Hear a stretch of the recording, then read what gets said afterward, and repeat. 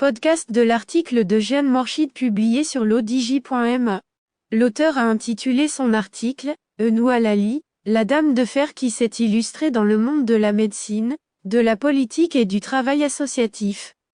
Il commence son article ainsi. Lorsqu'elle choisit la voie des études et de l'excellence académique, Dr Noualali était parfaitement consciente des obstacles à surmonter et des défis à relever dans une société patriarcale, qui réduit la femme à des fonctions domestiques et familiales. Née en 1942, l'originaire d'Oulmès, province de Kémissé, aux racines amazighes, a fait montre d'une capacité unique à déjouer toutes les embûches dressées sur son chemin tout au long de sa vie.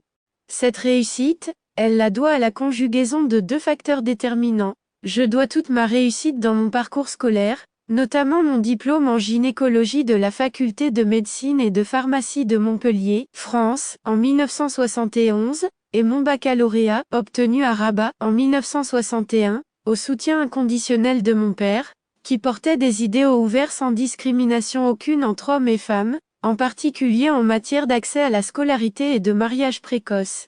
C'est avec ces mots sereins que nous confie, dans un entretien avec la MAP, les secrets de son excellence académique au cours des années 60 et 70 du siècle dernier, une période où voir une femme achever des études supérieures relevait de la fantasmagorie.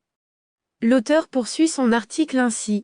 Dr Alali doit également son succès à un médecin français, qui traitait sa mère dans un hôpital de Fès à l'époque, et dont les mots d'encouragement ont eu un effet marquant dans ce que j'ai réalisé par la suite, car il me répétait toujours d'étudier la médecine, pour prendre sa place dans cet établissement hospitalier, raconte-t-elle. Revenant sur sa carrière politique, marquée par des débuts à l'Union nationale des étudiants du Maroc, avant d'arriver au comité central du Parti du Progrès et du Socialisme, PPS, dont elle rejoindra, plus tard, le Conseil de la Présidence, la fille d'Oulmès insiste sur la façon dont son passage par la France a façonné ce parcours. Je me suis retrouvée immergée, avec mes collègues, dans les tréfonds de la vie politique nationale et mondiale, d'autant plus que j'avais vécu auparavant la période d'exil de feu Sa Majesté Mohamed V à Madagascar en 1953 puis son retour glorieux, signalant l'approche de l'indépendance en 1955, se remémore-t-elle avec fierté, notant que cette riche période historique a été un facteur décisif dans mon adhésion à l'action politique.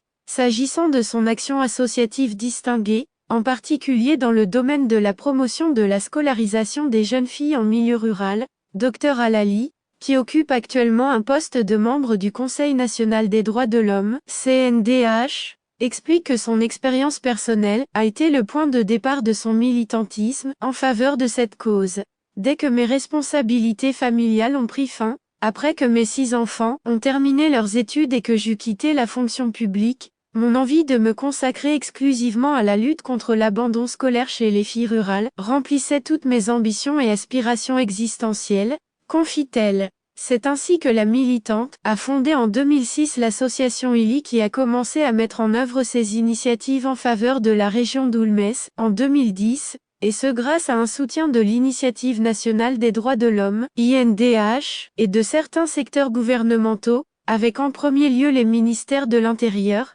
de la famille, de la solidarité et du développement social, sans oublier les contributions de divers bénévoles et philanthropes.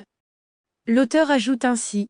Dr Alali souligne que depuis la création de l'association, qui est dotée d'une capacité d'accueil de 66 jeunes filles âgées entre 7 et 12 ans, cette dernière s'est basée sur les critères de pauvreté et d'éloignement dans la réception des dossiers qui lui sont soumis, faisant observer que la fonction principale de l'association est d'encadrer et d'accompagner les filles bénéficiaires. L'association a commencé à porter les fruits de son action depuis plusieurs années, puisque nos filles obtiennent les meilleures moyennes dans les écoles et collèges de la région, fait-elle remarquer. Malgré son adhésion précoce à la vie politique nationale, cette grande dame n'a jamais été tentée par les postes de grande responsabilité ni les centres de décision.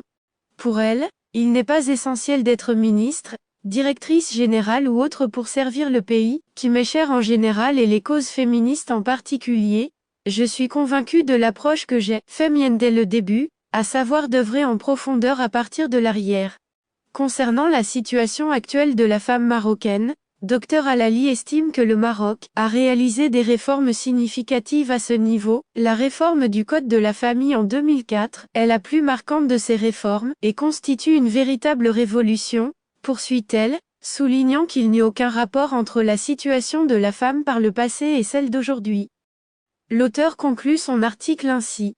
Quant à l'avenir de la femme marocaine, Mama Enou, comme beaucoup aiment à l'appeler affectueusement, soutient que le moyen véritable à même relever et d'améliorer la condition de la JA féminine et de servir les intérêts de notre pays est de leur faciliter les meilleurs services dans les domaines de l'éducation et de la santé, considérant qu'une société ne peut progresser dans un contexte de hausse d'analphabétisme dans les rangs des jeunes filles et de leur accès limité aux services de santé dans le monde rural et les régions enclavées.